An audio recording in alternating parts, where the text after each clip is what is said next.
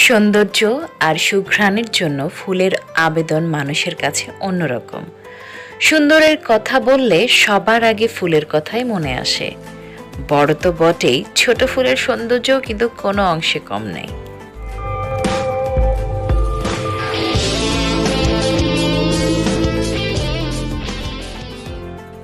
আসসালামু আলাইকুম।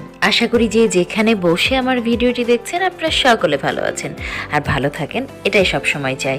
আমি রেজানা হক নিয়ে আজকে আবারও চলে এসেছি আপনাদের কাছে।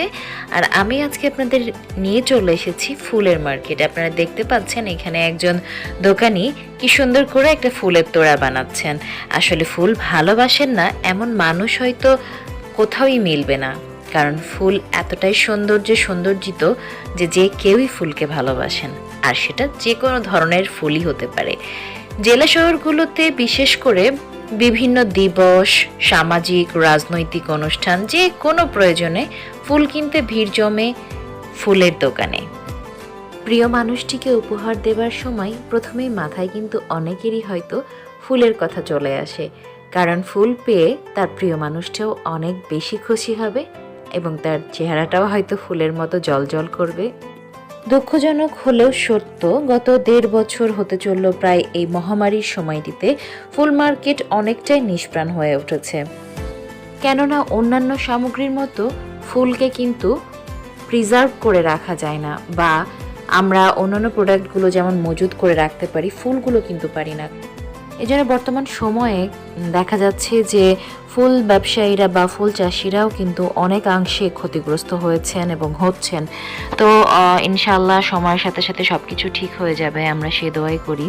তো দেখতে পাচ্ছেন ফুলের তোড়াটা কিন্তু খুব সুন্দরভাবে সাজানো হয়ে যাচ্ছে। আমরা চেষ্টা করলে কিন্তু ঘরেও নিজেরা এভাবে সুন্দর সুন্দর ফুলের তোড়া তৈরি করতে পারি।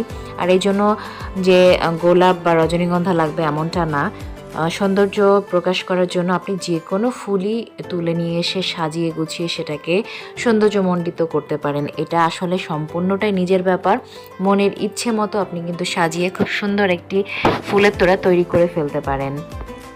মনকে প্রাণবন্ত স্বতঃস্ফূর্ত করার জন্য আমার মনে হয় না ফুল ব্যতীত অন্য কোনো উপাদান বা অন্য কোনো উপহার হয়তো বা আছে। যতটা ফুল দ্রুত কাজ করে মনকে ভালো করার জন্য, অন্য কিছু হয়তো অত দ্রুত করে না।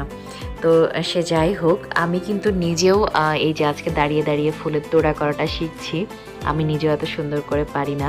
তো আমার মনে হয় আমার সাথে সাথে আপনারাও শিখে ফেলছেন। তো এভাবে আপনারাও করার চেষ্টা করবেন, আমার মনে হয় পারবেন। সুবহানাল্লাহ, আল্লাহ সুবহানাহু তাআলা আমাদেরকে আসলে এত সুন্দর সুন্দর প্রাকৃতিক সৌন্দর্য উপহার দিয়েছেন, যার বর্ণনা করে হয়তো কখনোই শেষ করা যাবে না। তো সেক্ষেত্রে নানান ধরনের নানান কালারের ফুল আমরা দেখতে পাই। তো সেই ফুলগুলো দিয়েই আমরা আসলে কিন্তু খুব চমৎকার করে তোড়া বানিয়ে ফেলতে পারি, যেটা আপনারা দেখতে পাচ্ছেন।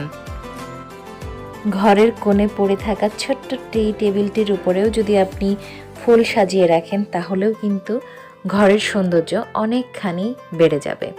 ফুল মানেই সৌন্দর্য। সে ফুল আপনি তোড়া হিসেবেই দেন বা ফুলদানিতেই সাজিয়ে রাখেন, ঘরের সৌন্দর্য বাড়বেই। ঘরের সৌন্দর্য বৃদ্ধি পেলে কিন্তু আপনার মনের সৌন্দর্যও বৃদ্ধি পাবে। তার মানে আপনার মনটাও হয়ে উঠবে স্বতঃস্ফূর্ত। তো চেষ্টা করবেন নিজের মনটাকে হাসি খুশি রাখার এবং সেই সাথে ভালো থাকার। আর বরাবরের মতো যাবার আগে যে কথাটা বলতে চাই তা হলো, যারা এখনও আমার চ্যানেলকে সাবস্ক্রাইব করেননি বা আজকে আমার চ্যানেলটি প্রথম দেখছেন, প্লিজ পাশে থাকা বেল আইকনটি প্রেস করে আমার চ্যানেলের সাথেই থাকবেন, যেন আমার ভিডিও আপলোডের সাথে সাথে পৌঁছে যায় আপনাদের কাছে। আর যারা এখনও আমার চ্যানেলকে সাবস্ক্রাইব করে আমার সাথে থেকে আমাকে উৎসাহ দিয়ে যাচ্ছেন, তাদের সবাইকে জানাই অসংখ্য অসংখ্য ধন্যবাদ। দেখা হবে ইনশাআল্লাহ সবার সাথে। সেই পর্যন্ত ভালো থাকেন, সুস্থ থাকেন। আজ বিদায় নিয়ে নিচ্ছি। আল্লাহ হাফেজ।